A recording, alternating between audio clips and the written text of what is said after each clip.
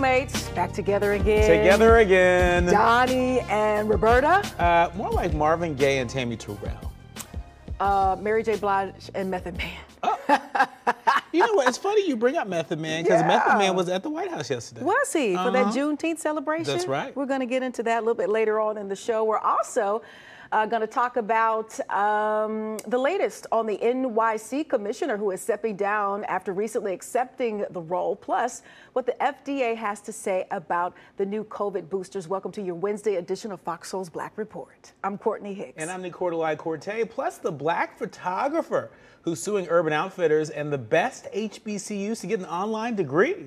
They're the stories that impact our people. Bringing you our news, our views, and our voice. So let's get into our top conversation for today. The burned body of a missing black woman was discovered in Alabama's woods. Jamira Ivory Fowler, she's 31, hadn't been seen since May 31st, according to Birmingham police. Responding to a burning body report, officers found Fowler's remains with visible signs of trauma.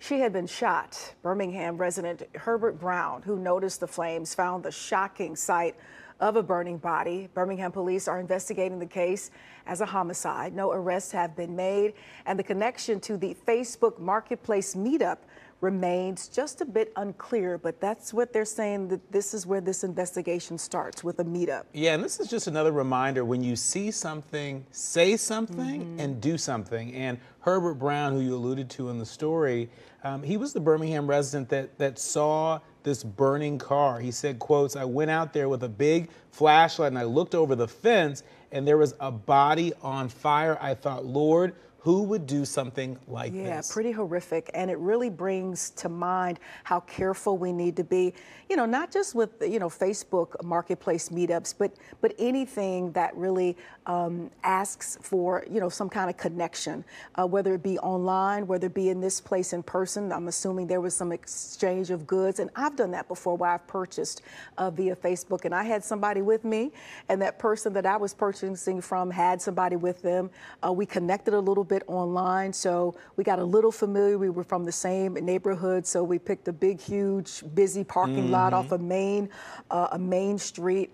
So we ensured that it would be as a safe exchange as it ended up to be. But it's just, you just really have to keep your safety first of mind. It's just a horrible, horrible story if you get into more of the details, to come across a burning body. Yeah, and you've got to also just remember to vet people. I mean, sometimes I think we get too comfortable on the internet. Yes. You know, and because we see somebody in our feed on a regular basis, or, you know, an exchange seems harmless, you know, you never know who you're dealing with, especially if you don't know them. That's right. And if they're not connected to your friend group or the people that you follow on your social network. And so many more details to come out in this story, but, you know, heartbreaking. And it's just a shame. There's just so much evil in this world. Yeah. Yeah. Well, in a 10-week operation called Operation We Will Find You, led by the United States Marshals Service, 225 endangered missing children were recovered or located safely across the country. The operation targeted areas with high concentrations of critically missing children and received technical support from the National Center for Missing and Exploited Children. Law enforcement agencies were referred 28 cases for further investigation, including crimes related to drugs, weapons, sex trafficking, and sex offender violations. This collaborative effort highlights the commitment of the United States Marshals Service, the NCMEC, and local law enforcement to protect vulnerable children. Yeah, you know, this story, when it first hit the headlines, really, really warmed my heart. And just imagine if we and this operation keeps in that same energy and make sure this sting, it was like a 10-day sting, make sure something like this is ongoing. I know it's going to take a lot of resources, but we are talking about our children. We are talking about a whole generation. So I was elated that they had been found. Most of these children were black and brown. But then, you know, it also took me aback because of, you know, what these children may have been exposed to, how they may have been abused. So now the healing begins, and now the counseling begins, and now it's trying to, you know, reincorporate them into some sort of normal day-to-day routine, more suitable for a child in regards to, where their lives should be right now. So yes, elation, but also, a little bit of a sigh as to, the work that remains for that aftercare. Yeah, and it's just also another reminder, of how much of a clear and present danger sex trafficking really is. When we talk about it, we talk about it as if it's this abstract issue, as if it's something that's happening way over there, and it's happening in communities large and small. Here. When you look at that list of cities that they targeted, I mean, including the nation's capital, right there, under the nose of so many leaders of our government, you have this this sex trafficking that's happening and missing and exploited children, that are needing to be claimed. And so, big ups to law enforcement. I know we report on a lot of stories here with regard to law enforcement, and rightfully so, but the U.S. Marshals really did an extraordinary job. They absolutely did, and let's keep this effort ongoing. I'm sure there are more missing and exploited children out there, so let's keep it going. A recent study found that the first 45 words spoken by law enforcement officers during a car stop can determine the outcome of the encounter for Black drivers. So here's the deal, soulmates. Researchers analyzed body cam footage from 577 stops and discovered that commands without reasons often led to searches, handcuffing, or arrests, even when drivers were cooperative. Black participants predicted escalation in over 84% of cases when officers began with orders alone. The study also highlighted parallels between George Floyd's encounter and the findings. In the examined city, over 15% of Black drivers experienced escalated outcomes compared to less than 1% of white drivers. The American Civil Liberties Union emphasized civilians' rights during traffic stops, including remaining silent and refusing searches. So herein lies, Nicorda lies, some actual proof and something that we can use, a tool that we can use to say, you know what, this might not go so well, or maybe I'll be okay. Yeah, and to your point, I mean, we know as Black folks that it doesn't take much for things to escalate, for things to go from 0 to 150 in 5 seconds. And so to your point, I think this study confirms that. Also, two other big takeaways for me and hopefully for so many of our soulmates. Again, when you hear commands, keep your hands on the wheel or turn the car off, at least according to this study, usually those experiencing that, hearing those words, that was the precursor to an escalation of being searched, being handcuffed, or being arrested. Yeah, fascinating research. I'd like to hear more of it. And I'd like to also hear the culture, if you will, whether that be, Black folks who wear blue, other sources of law enforcement to kind of come forward and teach us how to handle that when we do hear those words. Because now that this information is out there, I'd probably be, even more antsy and anxious than already when you get pulled over. If I'm hearing these words, being familiar with this study, being very afraid of how left this traffic stop could be. In my instances, when I've been pulled over, whether it may be a speeding thing or something as petty as I had a cover over my license, because here in Detroit they used to take the license tags, right? So you want to protect it. And he stopped and said, hey, I know you're probably not aware of this, but in this particular state, you can't cover your license plate. But I've been approached very nicely with dignity and respect. And so I'm very fortunate in that situation. But if I were to be stopped now with this information, it would scare the living daylights out of me, knowing that stop could go in that direction. And hopefully for the folks that are listening, our intent in sharing this information with you is to empower you. So if you are aware of the use of that language, you're able to do everything you can do to de-escalate the situation. So not only do we need the folks in blue to do better at de-escalating situations, but where we have information like this, perhaps we can also do that too. Absolutely. Moving along, New York City's first Black female police commissioner, FOXSOUL, has resigned after less than 18 months on the job. Sewell, who gained support from many officers, cited her dedication to the NYPD and the people of New York City. However, she faced challenges from other officials, which reportedly undermined her efforts. Sewell made a lasting impact on officers through renovations and addressing issues, but also faced criticism for improper street methods and alleged racial profiling. Yeah, I don't know if we'll ever get right. You know, there's her truth, there's their truth, the other, and then there's the truth. And I don't know if we'll ever get to whatever truth is the truth. However, I know her resigning kind of blindsided most folks. So with that in mind, it sounds like she did, you know, have a lot of supporters. You saw the mayor there welcoming her in. We talked about how much officers really supported her, and a lot of folks like City Council did not see this resignation coming. So it's interesting, you know, as this continues to play out and things are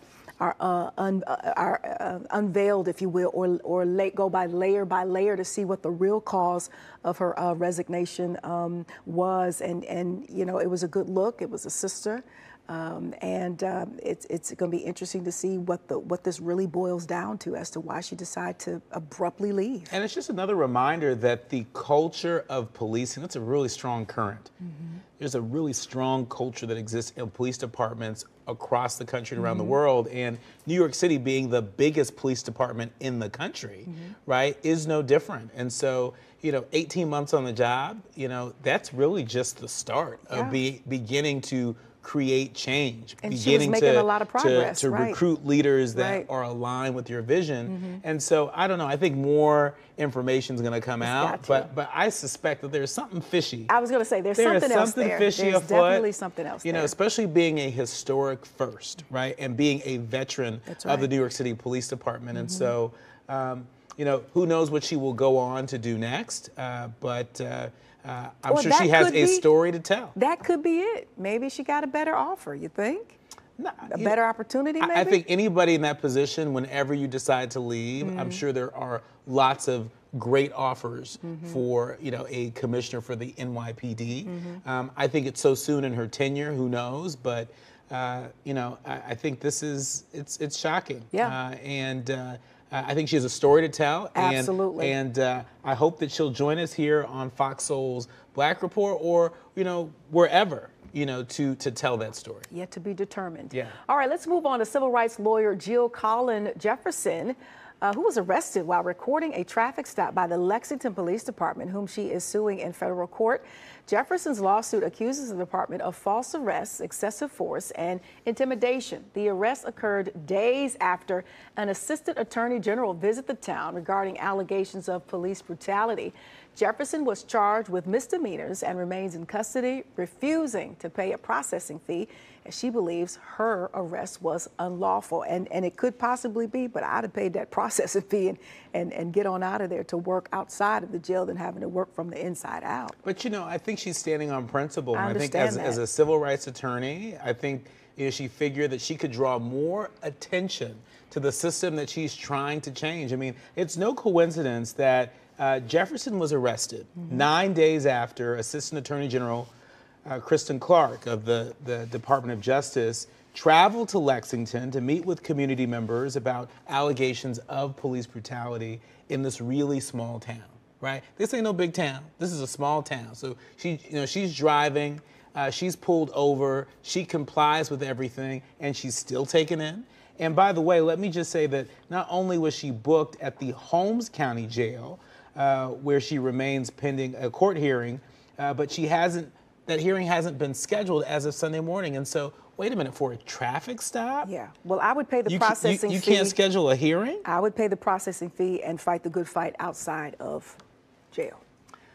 Well, let me tell you who's not in jail. President Joe Biden, and he spoke at the White House Juneteenth celebration, denouncing racism and emphasizing the importance of the holiday and highlighting American values.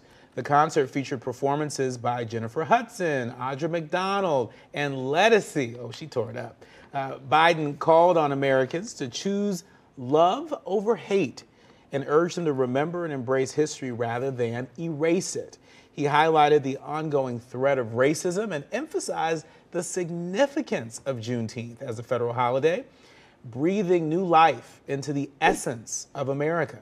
The event also featured remarks by Vice President Kamala Harris and 96-year-old Opal Lee, a key advocate for making Juneteenth a federal holiday? Well, some of us weren't there. However, I did see Lettucey's air check across social media, so I knew she was going to give an amazing performance. And then I do have a good girlfriend who is a White House correspondent, Ebony McMorris. But somebody I know was actually on the White House grounds during this celebration. That's right. Do tell. No, it was incredible. It was an incredible celebration. You could feel the powerful sense of community there. It felt like they took us to church. You had the Tennessee State Marching Band. You had Hampton present. You had so many different folks that were there on stage. Coleman Domingo, Audra McDonald, as I mentioned. But, you know, the president and vice president were making a strong statement. And think about it this way.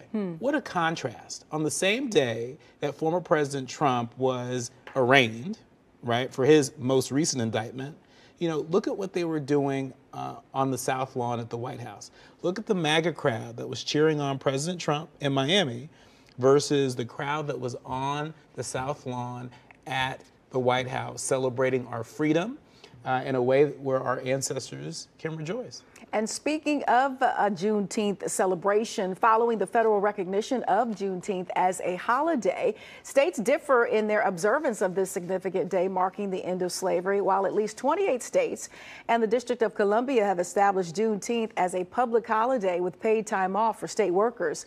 Other designate it as an official observance or provide limited recognition. The increasing awareness and significance of Juneteenth has prompted cities like New York, LA, and Phoenix to declare it an official paid holiday for city employees. In addition to Juneteenth, the District of Columbia also commemorates Emancipation Day on April 16th, recognizing the emancipation of enslaved people in the capital. Let me tell you, that Emancipation Day is real because I showed up at the DMV on Emancipation Day, and it was closed. And you are a resident of D.C., and you should know better. I lived there for some years myself, and they celebrate every doggone holiday every single that the one. rest of the country has no idea is happening. So, yeah, they'll shut it down. Yeah, and big ups to Connecticut, Minnesota, Nevada, and Tennessee, who have made Juneteenth a public holiday at the state level starting this year. Yeah, and big ups to Buffalo. I've been a part of their Juneteenth celebration. It is absolutely huge. I know the pandemic shut it down for a couple of years, but I'm hoping they'll get that back up and running. It's a great celebration, along with many other celebrations across the country. I just happen to have a grand old time in Buffalo, New York. So big ups to our soulmates upstate. Hey, Buffalo. All right. Still ahead, Black sports broadcaster and journalist Jamil Hill could be shopping her podcast around to a new platform. Oh, I'm sure my homegirl will be just fine. We'll tell you the latest to happen between her and Spotify when we return. You're watching FOXSOUL's Black Report. Welcome back to FOXSOUL's Black Report. Well, Los Angeles-based photographer Abdullah Webster has filed a lawsuit against Urban Outfitters, Penske Media Corporation, and Mariah Angeli Perez for copyright infringement. That's right. The lawsuit aims to expose the exploitation of young Black artists' intellectual property by major corporations. Webster, through his company Hexla Studios, was hired to photograph Mariah Angelique for non-commercial use, but the photographer was the photograph was allegedly sold for commercial purposes without permission. That's right. Attorney David Welch highlights the broader issue of artists, especially from marginalized communities, being taken advantage of due to lack of resources and knowledge. You know, you're not going to just use people's material and not think you're going to have to line their pockets and give them that recognition and that acknowledgement. It's a throwback to a story we talked about a few weeks ago, Vanity Fair and the whole Warhol situation, where they kind of reimagined an original print. They changed the color, and the courts was like, no, you can't do that. You know, you have to pay the original photographer or the original artist, even if you've used it before. So that was Vanity Fair's argument, and obviously it didn't hold up. So listen, especially, you know, for young up-and-coming photographers, in this case, the focus is in on young Black photographers. Pay these people what you owe them when they do the work and you use their material. Yeah, it's also another example of how important it is for us to know our rights. And, you know, this photographer was really savvy because he knew the difference between authorizing commercial and non-commercial use. And so he said, okay, you know, if you're not going to pay me, that's fine, but you have to use this photograph for non-commercial use, right? And she said, all right, and then turned around and used it commercially. And I think that's where she started to get into trouble. And so, this is a great example of knowing the power and knowing our worth when it comes to our intellectual property. Yeah. We don't talk about that enough. And think about how many artists, music artists, entertainers, graphic artists over the years, Black artists, who've been taken advantage of because they didn't know their rights. They didn't know their worth in terms of their intellectual property. And then with technology, that's what I love about this story. Exactly, and with technology taking over, you're really going to have to learn, like you say, the laws and the policies, especially in this world of NFTs where everybody is using everybody else's and stuff. AI, all of that stuff. So it's going to be pretty important, and I wouldn't be surprised if we have more, lawsuits like this. Yeah.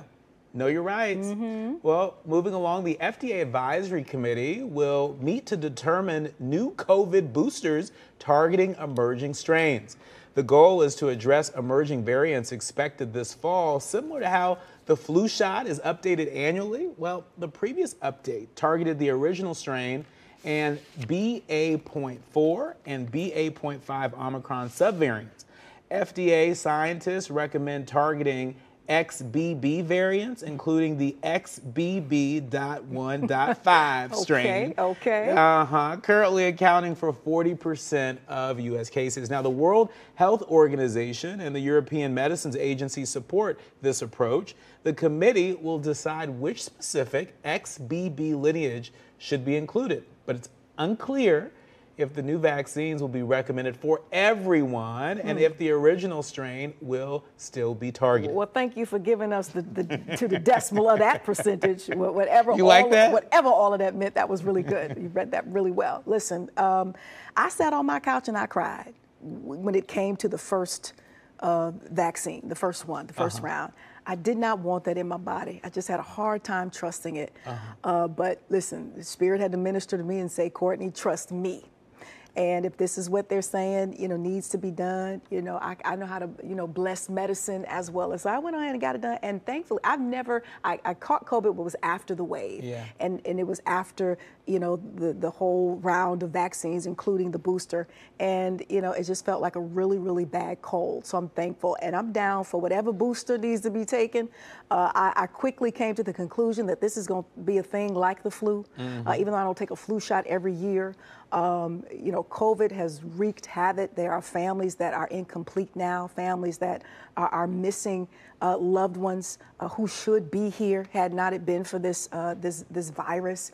And I'm down now, totally convinced. And I'm just going to trust that, the medicine folks field are doing what they're supposed to do, and this is going to work the way they say it's going to work. And I just leave it right there. But I was upset about having to take the vaccine. I really was. Yeah, I mean, I remember, leading a campaign, to educate folks on the COVID vaccine and what measures had been taken to ensure safety. And, there are a lot of people out there that have those concerns, and rightfully so. I mean, folks weren't sure if this vaccine was being politicized. They weren't sure what was in it. There are all sorts of crazy things we were hearing. If you take CMOS, then, then you don't have to worry about, COVID. Well, that's not scientific. Crazy and legit at the same time, which caused a lot of the confusion and uncertainty. Remember the hydrochloroquine? Yes. Right? Yes. That crazy, forever crazy news conference? Well, my family, we decided to take it, and we just felt like it looked... To take the vaccine. Not the hydrochloroquine. That's right. And we just decided, look, if a year or so later a thumb is growing out of our neck, we're all going to have a thumb growing out of our neck. That's how, and we went on ahead and did what we had to do. Yeah.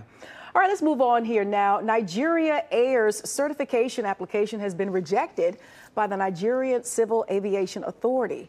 NCAA. The rejection comes shortly after the airline unveiled its aircraft. The NCAA stated that the application lacked necessary documents and a formal application form. The certification process is crucial for the airline to obtain an air operator certificate for commercial operations. Concerns have been raised about the airline's readiness and the controversy surrounding its establishment. Ni corte la corte. I smell a rat because they had this big unveiling. Everybody is clapping it up. The plane's ready to go. The flight attendants got everything ready. But you know what? But you know what they're missing? What? They ain't got no paperwork. But where's your paperwork? But how do they get that far, quote unquote, with no paperwork? So do you think it's like you smell a rat, or do you think Nigeria Airlines really just did not have the paperwork? I mean, based upon the information in the story, I think Nigerian Airlines maybe skipped a few steps and didn't have the paperwork. I was shocked. No. You know, let me just say this. Let me just say this. They had to take the aircraft back home. I'm not sure if I would feel comfortable getting on an airplane, you know, where you're missing the deadline for your paperwork to get your certification. But I'm expected to catch this flight on time. But I just don't think it's going to happen. I'm questioning it. I don't think it's going to happen. Is somebody hating? They got that far, and they unveiled it. You saw everybody standing there clapping, ready to go, ready to start the engines. All that clapping ain't got no paperwork. No. And then they had to take the plane back to another country in Africa. I want to say maybe Ethiopia, where the plane was built or came from, and just sit it there and couldn't do anything. Don't make no sense. I don't believe it. I think somebody's hating. You know how much sense it makes? No sense. I think somebody's hating. I think they had the paperwork. You think they had the paperwork? I do. Well, the people said they didn't have the paperwork. They're hating. Moving along, Jamil Hill is searching for a new home for her podcast. Jamil Hill is unbothered as her contract with Spotify comes to an end this summer. Now, Hill has been with Spotify since 2019, but both parties have decided not to extend their current deal. Talks are ongoing about potentially exiting the contract early. This follows the departure of other notable podcasters from Spotify, including Brené Brown and the Obamas. Spotify has also experienced changes in its podcasting teams, with key executives leaving earlier this year. You know, well, this sounds familiar. A lot of cutbacks in and around the landscape of media, whether it be linear television, streaming, podcasts. And so even though, you know, you hate to see this go, this show, this platform go, because I really think Jamil gets into a lot of great conversations that are significant to the culture. And she ain't gonna hold you up neither with saying what she has to say and how she chooses to say it. But unfortunately, it's not a surprise. There are just a lot of cutbacks. And let's pay attention, soulmates, a lot of cutbacks when it comes to Black programming. I don't know if that has anything to do with, you know, advertising dollars. I know there are times when it's right, you know, green outweighs the Black, but sometimes when the green ain't right, sometimes our shows are the first to be cut off the block. But Jamil is now a force, and she is a fellow Detroiter and a fellow Spartan, and I'm sure she will rebound and do well. You know, this is just a stop on a very long journey for her. You're right. You're right. And she's extremely talented, but I think there's cause for concern that a lot of Black media platforms, especially Black platforms that experience a lot more support, a lot more investment, a lot more intention following the racial reckoning, following the murder of George Floyd and Breonna Taylor and Ahmaud Arbery and we should be concerned that we're moving into an era in media where there's potentially less Black media outlets than there were 5 years ago, 10 years ago. And, you know, given how many issues out there that impact our people on a daily basis, I think this is a time where we need to be investing more and not less. And so hopefully somebody out there picks up Jamil Hill's platform sooner than later. And pay attention to how they pulled up on the promises. You know, when George Floyd sacrificed his life, when his life was sacrificed, everybody's like, we'll help, here's the money, here's the platform. And now those things are drying up. So we got to pay attention to that as well, soulmates. Coming up, getting an education can be easier for some, but harder for others. But now, more HBCUs are now allowing online degrees. That's right. We'll tell you the list of the best HBCUs to get your online degree. Yeah, we love to see it. You're watching Fox Soul's Black Report. We'll be right back. I'm over it. I was going through a thing during the commercial break, but I'm over it. But you're back. You're okay. You're okay. Welcome back to FOXSOUL's Black Report. Well, Shaw University community, they're protesting rezoning efforts and fears of gentrification. Sound familiar? Yeah, okay. Demonstrators marched in downtown Raleigh to preserve their HBCU and oppose plans for a 30-story building on campus. The university's rezoning request aims to create modern retail offices and residential space, but protesters argue it could lead to further gentrification. That's right. The mosque on campus, locked since the pandemic, also joined the march, linking the closure to the rezoning debate. City Council postponed the rezoning vote, and further discussions are planned for the next meeting on June 20th. Journalist Nicole Hannah-Jones, that's your girl there, huh? Known for the 1619 Project, voiced frustration with administrative delays affecting academic initiatives to empower young Black investigative journalists. The Ida B. Wells Society for Investigative Reporting, founded by Hannah-Jones, faced funding challenges for programs including a summer internship and high school journalism program at North Carolina Central University. Now, despite previous funding of $3.8 million, transferring funds to Morehouse College has been slow, hindering the society's ability to support aspiring journalists of color. The situation highlights ongoing efforts to address systemic barriers in the industry. This is big. Yeah, Courtney, this is a serious issue. It is. We fight so much to get our fair share of resources to be able to support our young people. And at this time, we need more journalists on the front lines. We need more Black journalists. We need more investigative journalists. And Nicole Hannah-Jones, she gets that. And the people that support this program get that. But clearly, the folks that are handling the administrative part of it don't get that. And so how is it that here we are on FOXSOUL's Black Report, reporting on issues of an administrative nature? They can't transfer the funds from one school to the next in a timely manner to be able to support these kids. What's going on? Listen, ever since that 1619 Project, which is fascinating, and Soulmates, if you haven't tapped in, it's right there at your fingertips to do so. She has just been catching it, you know, for making good trouble. And, you know, I just admire Hannah-Jones for continuing to press through.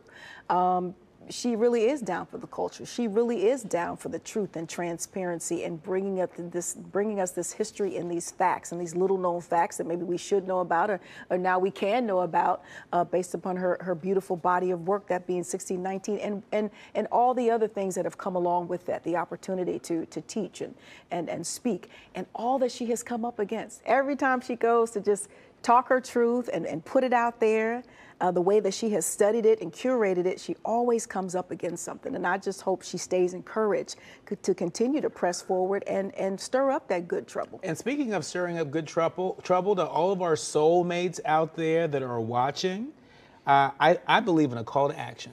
I think folks need to pick up the phone and you need to call the president's office at North Carolina Central University and the president's office at Morehouse College and say to them, why is this money not transferred?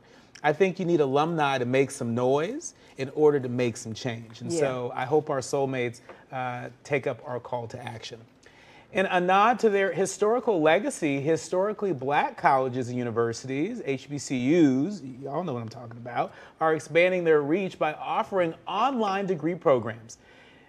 These institutions provide students of all races with accessible and reputable higher education options. Forbes Advisors Education has ranked the top 10 online HBCUs, showcasing their diverse course offerings, tuition rates, and accreditation.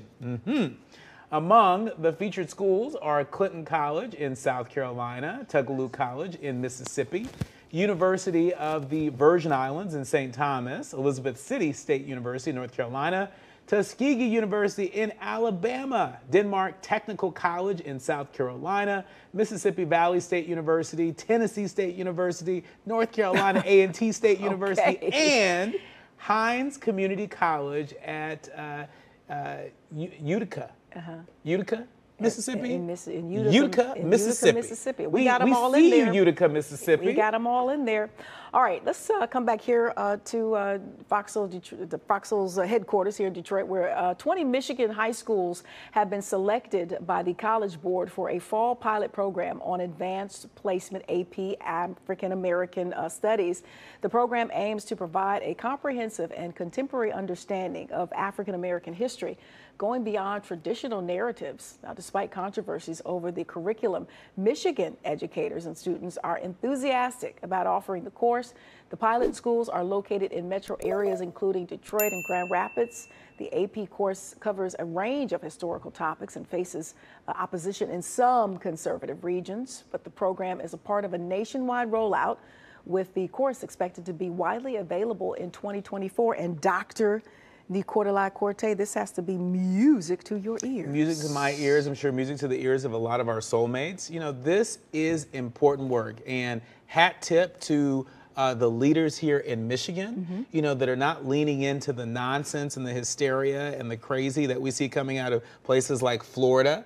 That, you know, are afraid to teach our history. It's great to see that folks, not just here in Detroit, but in Michigan, throughout Michigan, are leaning into this, right? It's not just our oral stories, and it's not just our stories in books that are too often banned, but it is the curriculum. It is important that we see ourselves in that, and it's happening right here in Michigan. Lead the way, Michigan. That's right. Let's do it. Up next, it's one of the best shows streaming right now, and we're talking about Amazon Prime's The Lake. And when we return, we'll have one of the stars from the show talk to us about the new season and some new music. You're watching FOXSOUL's Black Report. We'll be right back, Soulmates.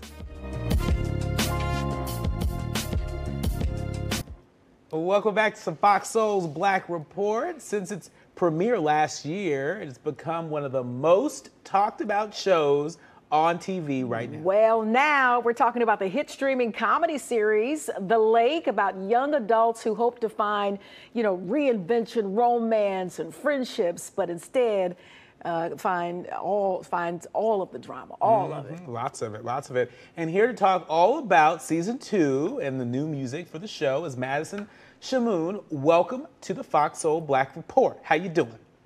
Hi, guys. I'm so good. Thank you for having me. Oh, it is our pleasure. Thanks for making some time for us today. We appreciate you, Madison. So for those who haven't seen the show just yet, not too familiar just yet, give us a brief synopsis about the show and your character, Billy, and her particular role in the series.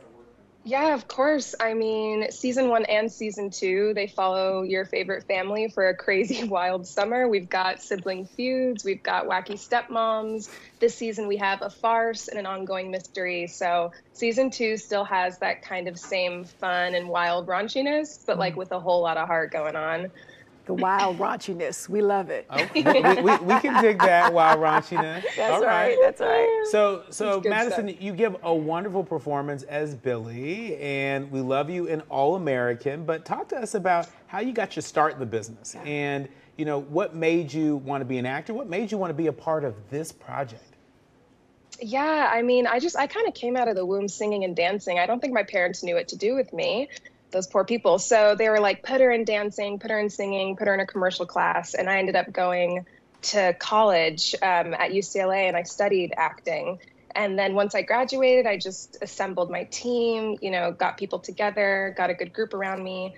And I've just been reading scripts and auditioning and being a working actor since. And I think what attracted me to Billy or The Lake was just how good the writing was. Like, truly, we have the best writer's room. And once I read the pilot, I was like, oh, I have to do this role. And I've just been lucky enough to get to. Yeah, key word here, working actor. I mean, you know, listen, this is no small feat here to really making it in Hollywood. When you talk about working, any plans on maybe extending that work behind the scenes, maybe get into some writing, into some producing, some directing? I know sometimes that's next level for actors. Yeah, I think so. That's it's a very like, you know, kind of almost standard traditional trajectory. I think when you've acted for like as long as some of the greats have, you end up moving into directing and producing just because you see what goes on in front of the camera and you're like, ooh, I could also do this if I was behind it as well. So I'd love to be like a multifaceted person in the industry. I still have a lot more I want to do with acting, but directing, producing, absolutely. And speaking of looking to have a multifaceted career in the industry, you have a pretty multifaceted character that's kind of straddling their love for a boy and a girl in the series. You know, can you talk about what you hope, you know, this character does in terms of the conversation and the zeitgeist this Pride Month, as your character is like no other that we have seen? Yeah, for sure. I do think Billy has grown up a lot this season. She went from kind of being, you know, a teenager to a young woman. And she says this season, you know, this is the first time she's had super strong feelings for a girl. I think I'm very much playing it like Billy is just interested in people, and she always has been. She's just very fluid and open that way. But this is really the first time we see her juggling her sexuality, and also, without giving too much away, this menage a trois that she's in, this love triangle, is a bit tricky because those two may or may not be related. So she's got a lot going on this season. She's got a lot going on, poor girl. And what a storyline, just in time for you know, Pride Month. So you're like, you know, doing a lot of different things here, a lot of moving parts. You also have a new song for the show. Tell us about that and how that came about. Yeah, the song, we ended up doing Desiree's You Gotta Be, and I didn't end up singing it this season. We did it last season. There is a song this season. I can't tell you who sings it. I think people are assuming it's me, but I don't want to give too much away. It's a big showstopper. Oh, nice. Well, we can't wait to see that, right? Another thing to look forward to. But speaking of things to look forward to, what's next for Madison? What can fans expect to see from you coming soon? I can't say. I can never say. It's horrible, and I feel bad because I know it's your job to ask, but I just have to say, yes, stay tuned, Madison, always. it is our job to ask. Can you give us get a it taste? out of you, just a little hint. Can you give us a taste, a little something? I can say that I could foresee Sky coming back to All American. I think that's a possibility. Ooh. We did leave her in kind of a bleak spot with Coop. It's a possibility. Anything's possible. But I can't speak on any other projects. Yeah. You'll really have to. And I'm sorry. Love All American. Want to thank you so much for joining us today, and we'll have to check out the lake for sure if we haven't already. And nothing but blessings on top of blessings for you, and looking forward to much more. Thank you so much, Madison Shamoun. Thank you so much, you guys. Thank you for having me. Indeed. Absolutely. Take care. The 2023 Essence Festival of Culture, presented by Coca-Cola, is set to take place in New Orleans from June 29th to July 3rd. Oh, it's going down. This year's festival commemorates 50 years of hip-hop, showcasing its impact on fashion, food, and music. The lineup features iconic women MCs and headliners like Megan Thee Stallion, Miss Lauryn Hill, and Missy Elliott. Joining the roster are soulful artists Jill Scott, Eve, Ari Lennox, and Tim's, along with West Coast All-Stars DJ Quick, Ice-T, and Ice Cube. The event aims to celebrate Black culture and support local-owned businesses. Don't miss your chance to be a part of this unforgettable celebration, Soulmates, because it is going down. A couple of new acts there. That's right. That's right. And speaking of unforgettable, Anita Baker has made the decision to remove Babyface from her tour after engaging in a public Twitter dispute. Baker expressed disappointment over social media and accused Babyface's fans of bullying. Yeah, Babyface confirmed the news and wished Baker the best. The conflict started when Baker mentioned Babyface's absence from a May show and clarified that he was a special guest, not a co-headliner. Despite a past legal issue, Baker stated they resolved their differences and came together in peace and forgiveness. But you know, Black Twitterverse, it were Team Anita, Team Auntie Anita, or Team Uncle Babyface. Listen, love them both. And yes, Anita is the homie, and it was, you know, just, I love her body of work, and Babyface. If it wasn't for him, where would R&B music be? I trust that, you know, Miss Baker says that they have solved it, you know, off the grid, and that it is all love and peace now. But maybe, do you think the fans took it, you know, took it left as to where Miss Baker had to like block Babyface and some of his fans, because it got real ratchet out there? Look, I think the fans were picking up the energy that was given. And look, love me some Anita Baker, love me some Babyface, right? But what is so astonishing to me is that Anita Baker has such a repertoire. She has such a body of work that, you know, sits in a category of its own. And so whether it's Babyface or whomever that is sharing the stage, they're no Anita Baker. You know, and so this idea of there being sort of, you know, a team Anita, a team Babyface, they're both great artists in their own right and should be able to share a stage. And so, you know, if you're going to say it's all love and peace and happiness, you know, it's not feeling that way because Babyface is no longer part of that tour. But I feel like neither one of them really need an opening act. In particular, this is Anita Baker still touring after a few years ago. She said it was her final tour, but she's still touring, you know, retiring tour, but she's still out there, which is great because we love to see it and hear it. But I think, you know, maybe she doesn't need an opening act. So maybe there's not even a need to invite a Babyface, whether he's a opener or a co-headliner, whatever the case may be. And then I love Anita, but she's kind of been in the conversation with other artists, and when they've tried to, you know, share the bill, and it hasn't gone too well. She's been the common denominator. Listen, I'm just saying. Let me just invoke the spirit of, since we talk about uncles, Uncle Luther, right? There are a lot of people, you know, that have been punching up receipts and said, you know, when Luther Vandross was on tour with Anita Baker way back when, something similar happened. And so I'm not saying that there's a track record.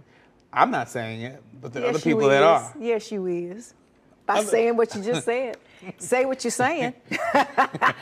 And I'm going to say that Lil Wayne reveals he can't remember his own songs due to memory loss, probably something else. The rapper, known for albums like The Carter 3, says the records hold no significance to him anymore. Lil Wayne has previously spoken about his struggles with epilepsy and reoccurring seizures. Despite the memory loss, he plans to continue working and doesn't intend to retire. The artist recently wrapped up a tour and has upcoming projects, including the release of a vinyl record for the 15th anniversary of Carter 3. Now, I know he always has a cup in his hand.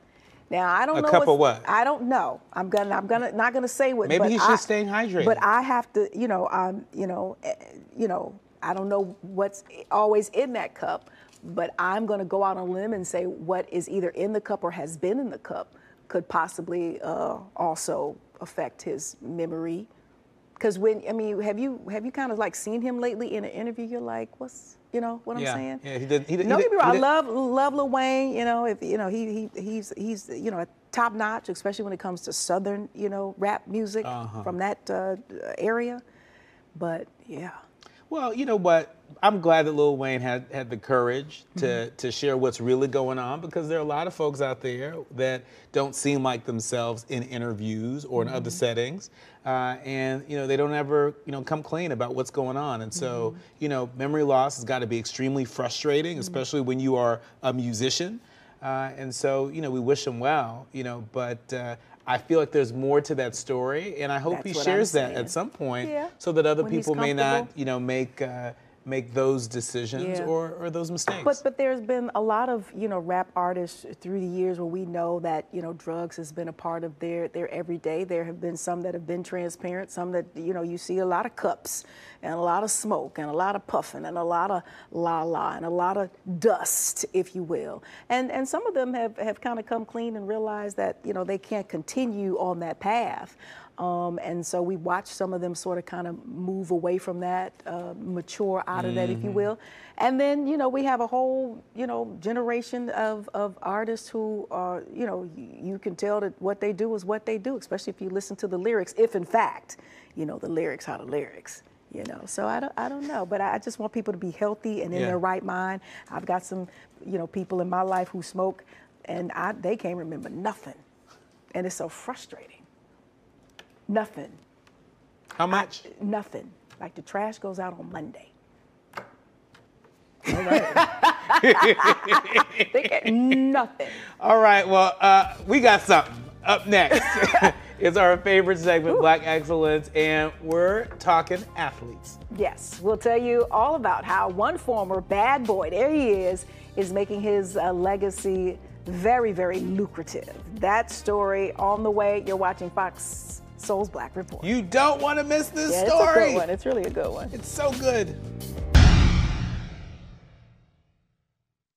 So let's talk about how an NBA player took his $6 million salary and flipped it into a net worth of $420 million.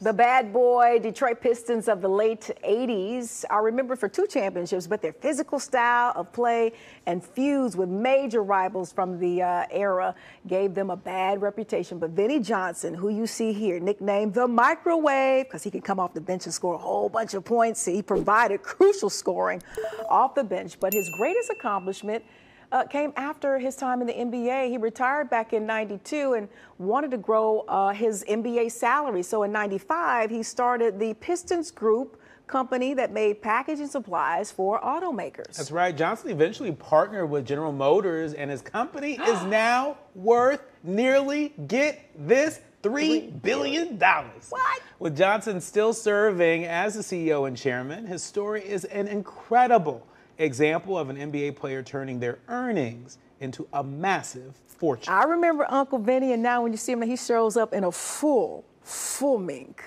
down to the floor. It might even be dragging. Yeah, he's high end. Always a great guy. He really wasn't involved in all of those scuffles. You know, there were some really huge controversial players, you know, on the Pistons during that era.